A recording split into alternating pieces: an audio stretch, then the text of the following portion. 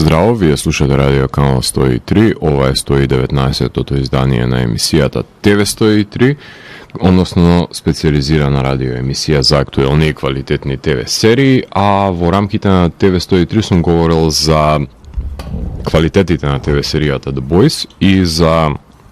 скандалите кои ги предизвикуваат овие ликови суперхерои во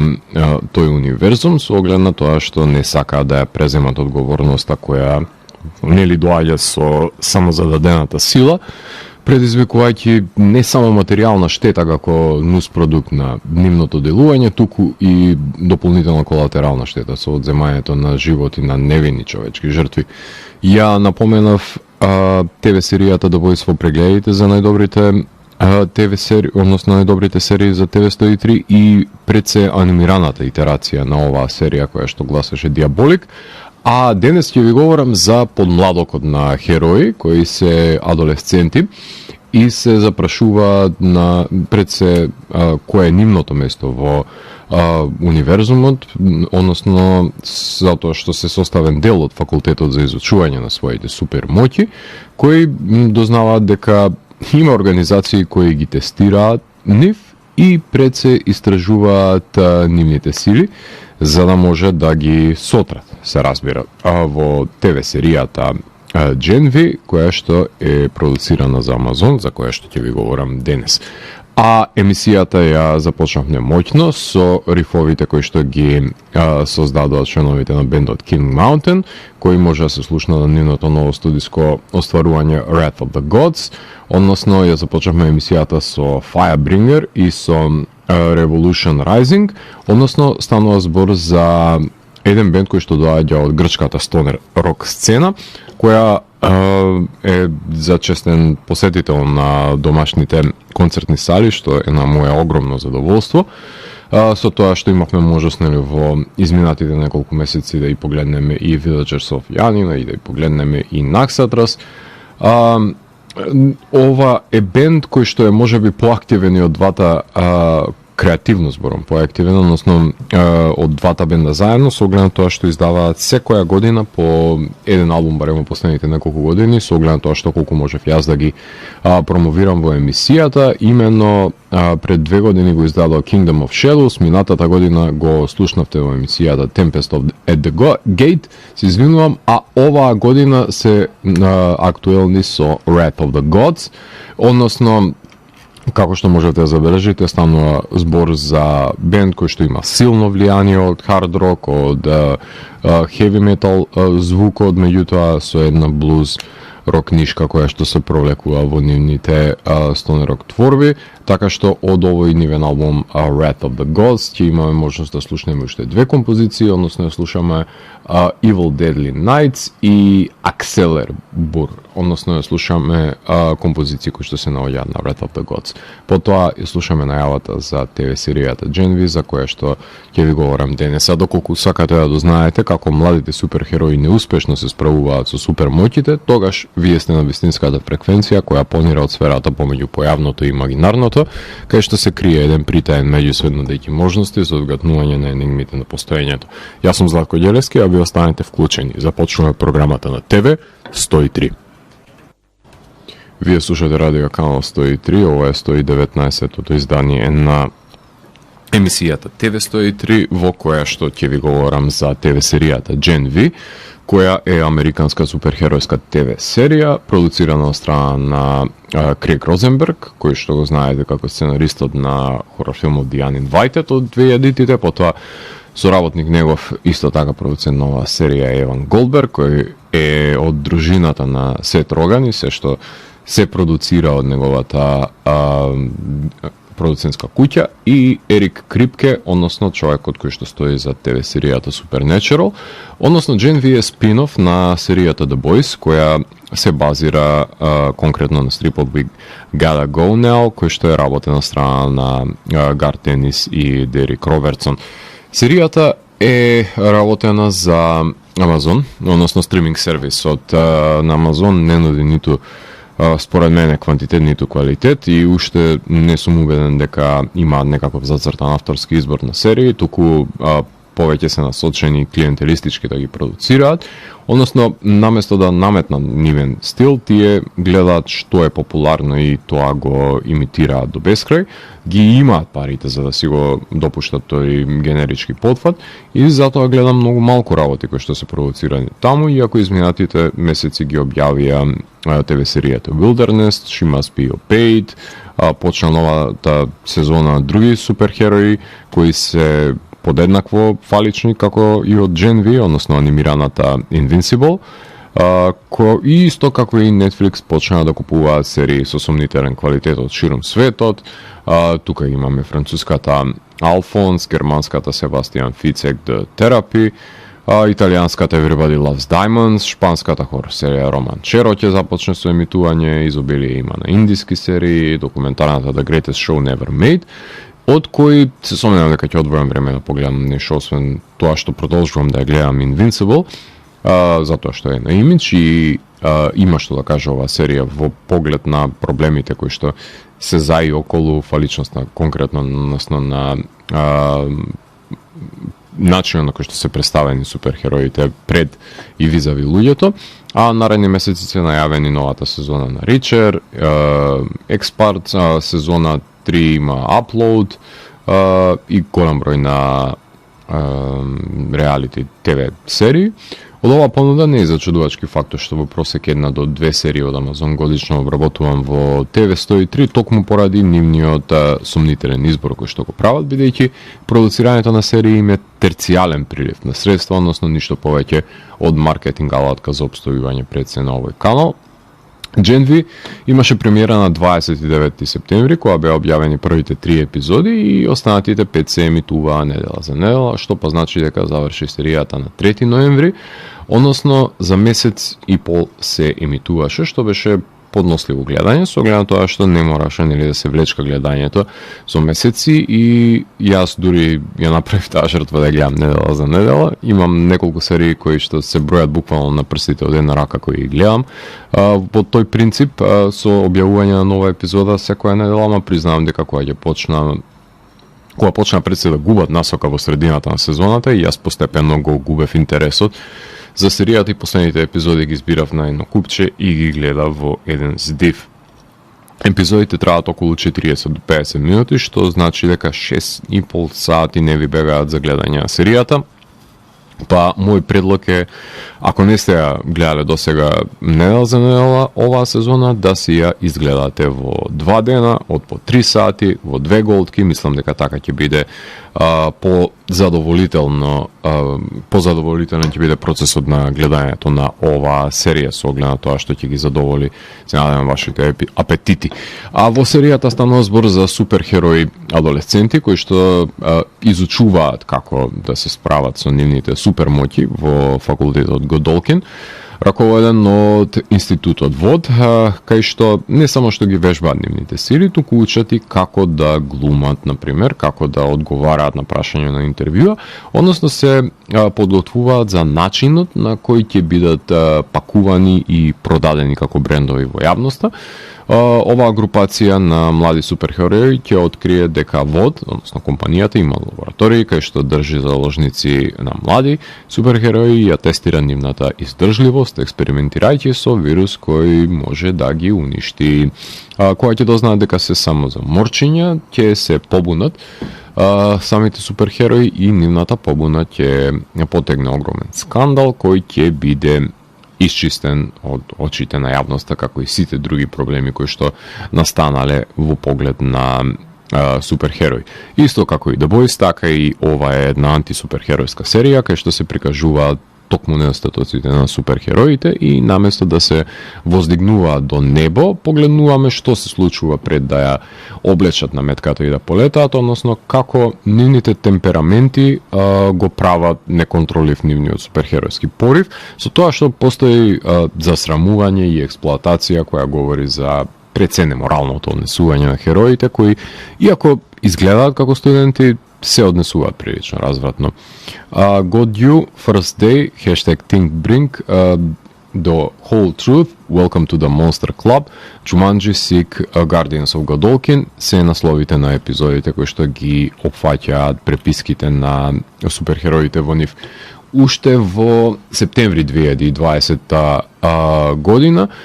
беше најавен спин-офот на The Boys дека ќе биде реализиран и почна да снимаат во факултет во Торонто во мај 2022 година, значи 2 години подоцна, завршувајќи во октомври. Со работен наслов во таа ситуација оваа серија имаше The Boys Presents Varsity. Во 19 октомври, значи што би се рекло 3 години подоцна, како веќе беше објавена самата серија, беше одобрена и втората сезона од страна на Амазон. Со оглед на тоа што Амазон не баш све продолжуваат со втори сезони, очигледно дека биле задоволни и од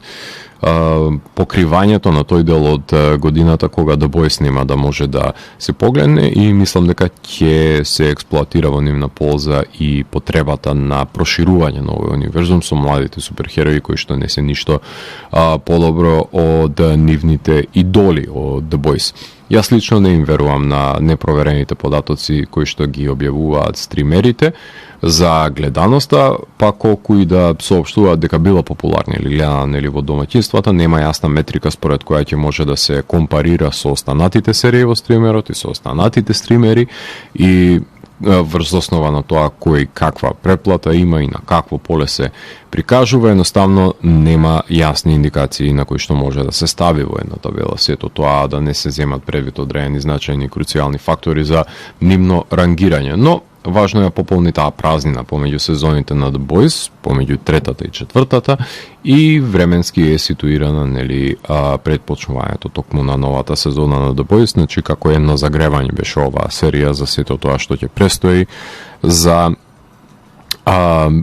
злоделата кои што ги прави Хомлендер и неговата екипа на заштитници, односно штетници на човештвото во дадената ситуација,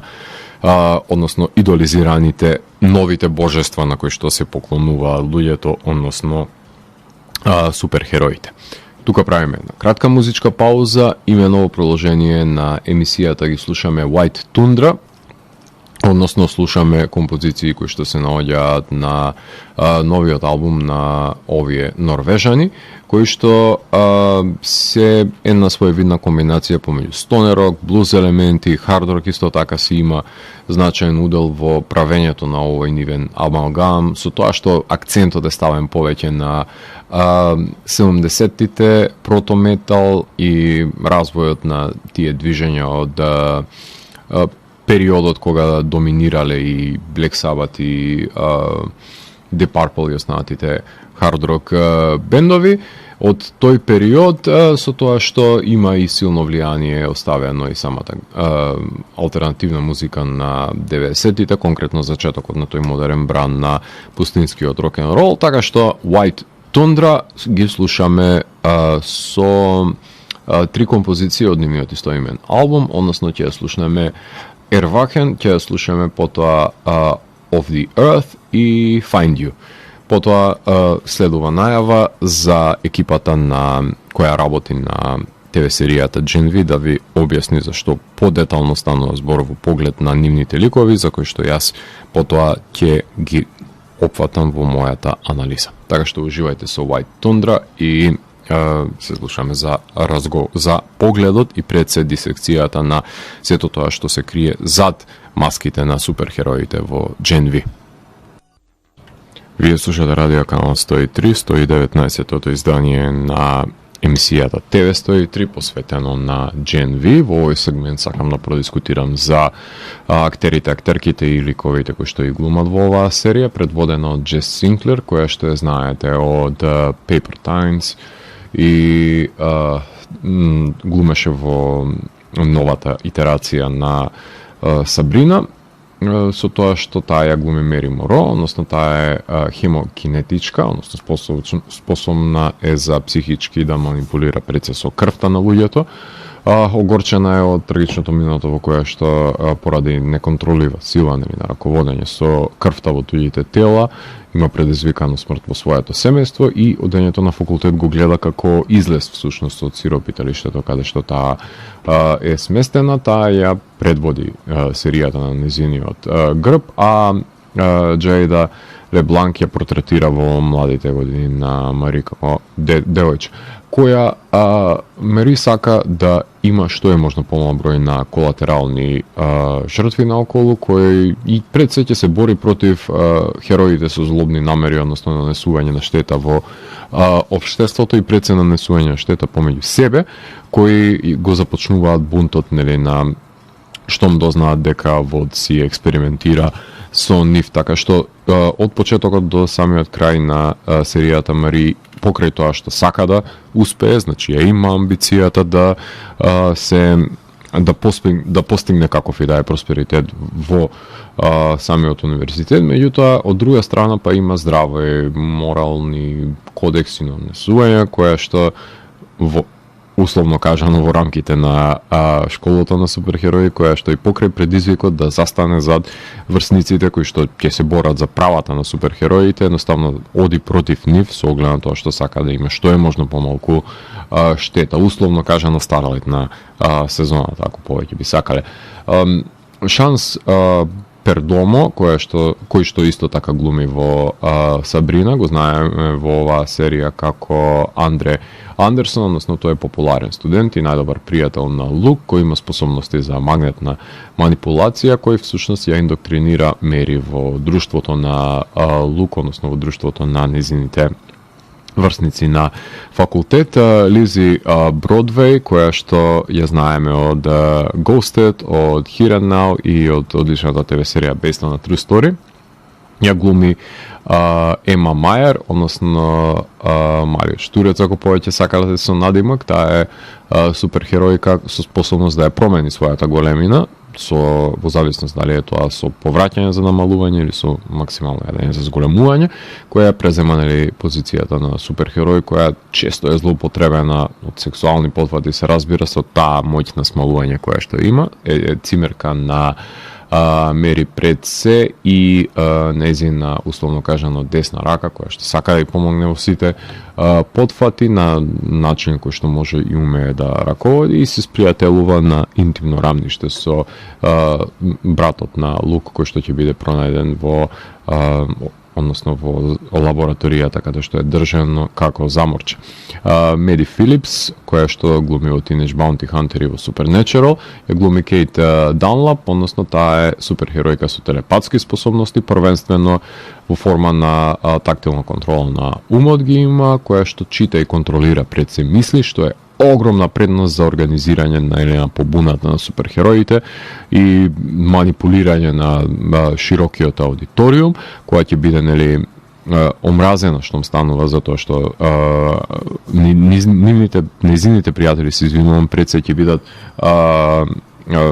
лути на неа, односно ќе и придат со линија на омраза заради тоа што таа си земала право да ги контролира нивните мисли, и затоа што ги манипулира мозоците на незините врсници. Е долгогодишна девојка на Лук, а Валет Марино ја глуми во младоста Кейт. Како мало девојче во предложката за неа, се разбира, Лондон Тор и Дерек Лух, кој што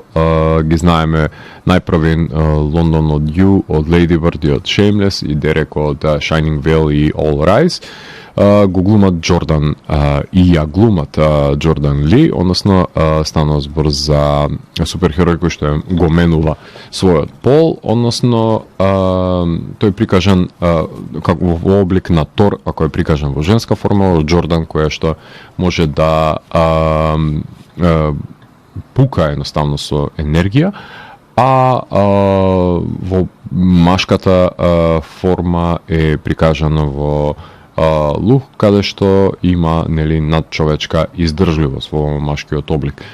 кој што на крајот на денот двете форми и облици се заљубени во Мери. Аса Герман односно Семюел Сем Риордан е ликот кој што има исто така надчовечка сила и издржливост кој што глуми Аса. Камерон Никол го глуми младиот Сем, односно Сем е заробен во лабораторијата на ВОД и ќе биде ослободен благодарение, се разбира, на самата Ема, која што ќе се потруди да биде што е можно по безболна интеграцијата повторно во општеството. Тој е братот на Лук кој се смета над земјата дека е мртов, меѓутоа додека е озарабен и што се експериментира врз него, и кога ќе се реинтегрира ќе се приклучи на побуната на хероите заедно со Кейт, без разлика на тоа што е заљубен со Ема, едноставно ќе биде припадник на овие бунтовници против начинот на узурпирање, односно експлоатација на самите херои. Шели Кон, односно ја знаеме од Good Omens и од Бриджертон, таа глуми Индира Шети, таа е декан на Универзитетот Годолкин и бихејворален терапевт, односно кој што го развива овој вирус на суперхероите за да ги убие пред се нив. Патрик Шварценегер, односно него го знаеме од Staircase, тој го глуми Лук Риордан, односно Голден Бој, златното момче. Тој е постариот брат на Сем и популарниот студент кој што поседува пирокинеза и човечка сила, кој го спремаат да биде новиот Хоумлендер, неговото засилување во избраниците, ама уште првата епизода ќе се распрска во еден дожд на месо, со тоа што многу е краток фитилјот на овој самозапалив херој кој што исто така нема да може да си ја контролира својата моќ. Кертис Легот и Николас Хамилтон глумат Маферик, односно тоа е студентски представник на Универзитетот Годолкин кој може да стане невидлив, тоа е син на Транслусент, односно починатиот поранешен член на 7-те. Хамилтон го замени Чарлс Алтоу, кој го толкуваше ликот во The Boys. Лего ја прикажа својата видлива форма во последната епизода од првата сезона, додека Хамилтон ја го глуми овој лик во невидливата форма, така што имаме еден Invisible Man помеѓу избраниците. И да не ги заборавиме Маја Бастис, која што глуми Джастин Гарсија, супер инфлуенсер со зголемена издржливост и пред се фактор за лекување кој што присуствува во школата за изведувачки уметности Crimson Countess. Даниел Берн од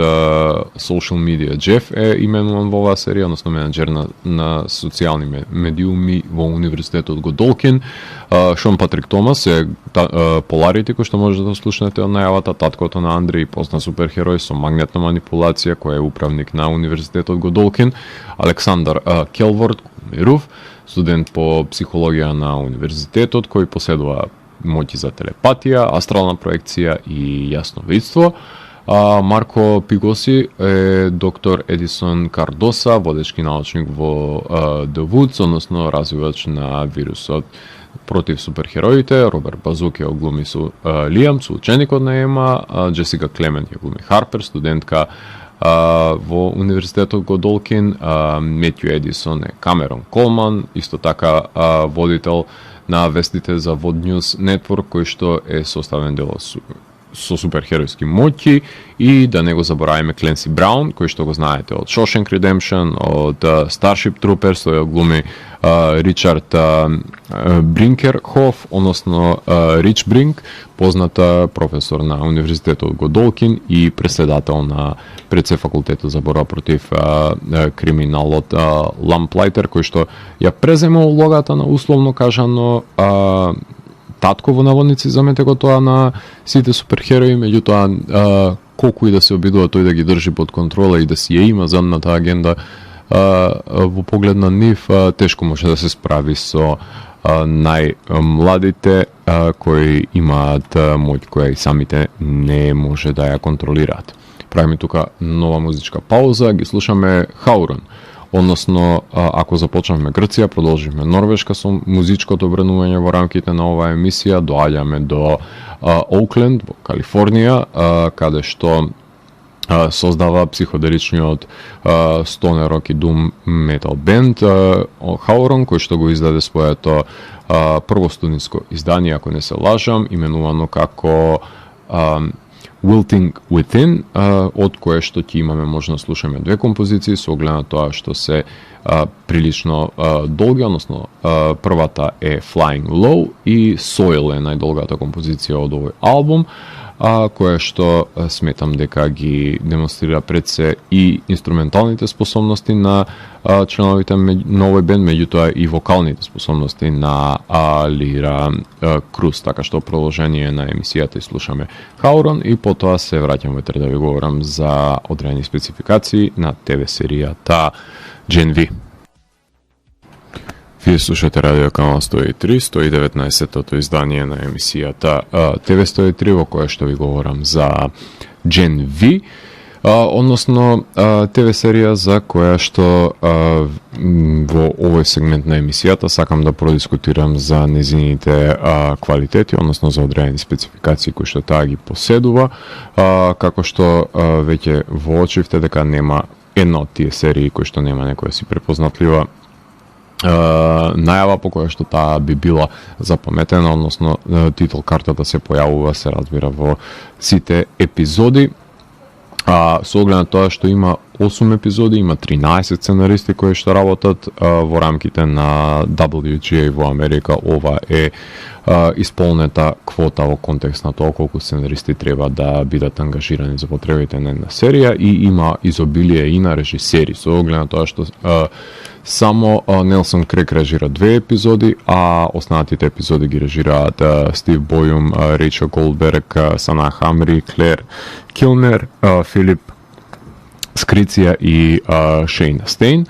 Поглед на музиката, неа ја работат Мет Бауен и Кристофер Ленерц. Кристофер го знаеме како композиторот на и на самата ТВ серија The Boys, меѓутоа освен овие две серии има работено на плејада филмови и серии, вклучувајќи и ТВ серија, музиката за ТВ серијата Supernatural, за која што има соработувано претходно, секако дека тој дури има работено на една итерација на Пирана, има работено музика на огромен број на филмови од 90-тите и од 2000-тите, работи за музика за видео игри, како што се Medal of Honor, например. Меѓутоа, на страна видеоигрите и присутен во Холивуд во огромен број на случаи, работи музика за блокбастери, така што во најразличен контекст може да се слушне неговите музички творби. Барбен Стар, Go to Vista Del Mar беше еден од последните филмови на кои што тој ја работеше музиката, исто така и на Diabolical ја работи. Така што мал милион на филмови, соработа со Тайлер Пери и неговата продукција за правење на музиката. Во соработка со Мет Боуен ќе слушнете на самиот крај на емисијата неколку творби кои што ги издвоив од нив. Електронската музика, конкретно компонирањето со синтесайзерите кои што доминираат електронскиот бит, кој што си го зема својот удел пред да настане тоа, нели, крешендо во соочувањето и пресметувањето на суперхероите едни помеѓу други со поигрување, односно со употреба на класична оркестрација во поглед на зголемување на тензијата во овие сцени. Се разбира дека се изразно средство на Кристофер Ленерц во создавањето на музичкиот скор на оваа ТВ серија, а во изборот на музика која што е употребено може да ја слушнете Anxiety, Megan Thee Stallion, се извинувам, потоа Dancing with Myself на Donas може да се слушне, Миси Елиот ја има на овој скор,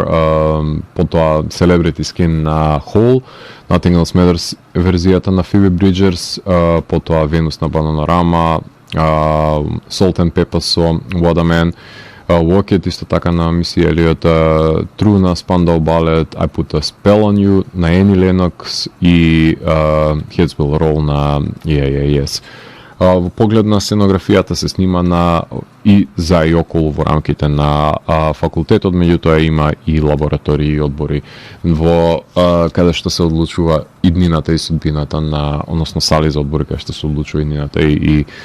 судбината на младите суперхерои. Директор на фотографија се Майкл Маршал и Марк Лалиберте, каде што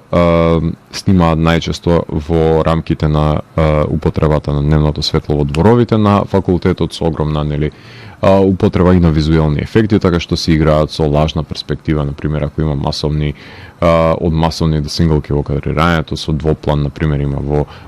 употребата кога се цимерки само во кадарот и се разбира интериерите се осветлувани со дополнително стерилизација за да се предизвика и на визуелен план поглед на тоа како во лабораторијата се третирани суперхероите како заморчиња во поглед на монтажата. Има 5 монтажери, има простор за многу теликови да се дознае по нешто од нивното минато се разбира, иако многу нишки не се впрегнати и до завршени. Модерно доба е така што костимографијата и шминката треба да се одвестува на денешните потреби. Во поглед на природното имаме супермоќи, така што од читање мисли до левитирачка крв, до невидливост, експлозии, колку ви душа сака има пирокинетика, телекинетика, секаква кинетика има во рамките на ова ТВ серија, така што има изобилие на надприродно. Поглед на хуморот и еротиката има неколку комични ситуации во кои што се наоѓа, например, Ема, но и во Coming of Age се разбира сценаријата, таа е ставена во тие незавидни ситуации, а за еротика Ема се смалува за машките гениталии да бидат доминантни, односно да се чувствуваат дека има джиновски полов орган, што е повеќе од смешно отколку што е еротски подвиг. Во поглед на ефектите имаме дигитална крв која што прска на сите страни, во поглед на флешбек се употребува во рамките на како се представени во детството и траумите кои што ги има здобиено од мали години овие ликови. Во поглед на употреба на халуцинации имаме кога еден од суперхероите ги гледа ликовите како кукли кои што му се појавуваат, не баре Джим Хенсон ги раководи во нивна итерација. Поглед на жанрот, ова е акциона серија, односно под жанр суперхеројска ТВ серија со coming of age елементи, се говори на англиски јазик, а во поглед на статоците што се представат ликовите, се заглавува во недоволно развиени и оригинални coming of age елементи, кај што откривањето на братот е само на суперхеројот Лук е само обид за пополнување на несврзаната природа на која што се поседува на силниот почеток и на силниот крај на серијата, меѓутоа има една празнина каде што талкаат ликовите со кои што континуирано се запознаваме додека не дојде самиот конфликт кој што ќе се изникне од начинот на кој што се третирани овие ликови и се иницира самиот пресврт, така што се тапка во еден пад на средината на серијата која што се пројавува од губитокот на континуитетот на градењето на действието, а во градењето на ликовите, ако треба носителка да биде Мери, затоа што преку неја се запознаваме со светоградењето, секој од ликовите има кратка предложка, дали се развиваат тие ликови, тоа е веќе друга приказна и колку имаат простор за нивен прогрес. Како аналогија, секако дека The Boys и стрипот We Gotta Go Now на Гарт Енис и Дерек Робертсон се зема како една сила за движење на серијата напред, како една инспирација. Автореферентни се за универзумот филмовите кои што се снимени за овие седумина суперхерои кои се применети во рамките на ТВ серијата The Boys. Слични серии се Invincible, The Boys и Diabolical, тоа се подразбира, потоа Doom Patrol, The Umbrella Academy, Legion, Preacher, која што исто така беше работена од дел од екипата, потоа Heroes, Misfits, Banshee, Sense8, Deadly Class, Clone High анимираната, Peacemaker и лудата Happy. акциона е ова пред се ТВ серија, што значи дека има своја тензичност, гледливост е загарантирана и постигната е убедливоста. Поглед на епилогот, заробени се тие кои што се бореа против суперхероите бунтовници во една просторија без излез во институтот во шумата, најверојатно, а бунтовниците кои што убива се пред себе се представени како херои во јавноста со мизерно појавување на тие посткредит сцени кои што на големо, и на долго и на широко и на големо се практикуваат пред се во долгометражните филмски остварувања, односно во суперхеројските филмови, со тоа што се појавуваат предводниците на The Boys, односно Homelander и Butcher, кои што се составен дел само во тој еден кадар каде што имаат или немаат удел во серијата, тоа останува самите да се видите, што се еден обид и една цел за спојување на меѓусезоните на The Boys и самава Gen V. 8 од 10 е оценката која што ја еволуирам јас оваа серија и продолжение, како што веќе напоменав, ќе има одобрено од страна на Амазон, ама дали ќе има нови херои кои што ќе се тематизираат, дали ќе се пушти вирусот во оптек или ќе изумрат хероите, или па можеби ќе избега некој од заробените херои кои што ги гледаме на крајот на првата сезона, тоа не знаеме и останува тоа да го дознаеме во наредната сезона. Така што за крајот на емисијата, како што веќе ви напоменав, Кристофер Ленерц го слушаме со неколку композиции кои беа составен дел од ТВ серијата Gen V. Вие го слушавте 119-тото издание на емисијата ТВ 103 со Златко Ѓерески, кој што детално ја анализира в првата сезона на серијата Gen V. ТВ 103 е уникатен сигнал кој се појава секој четврток нова фреквенција и во рок од 2 часа ви нуди длабински поглед во значењето на актуелните ТВ серии. До наредното издание, гледајте ТВ серии и останете вклучени.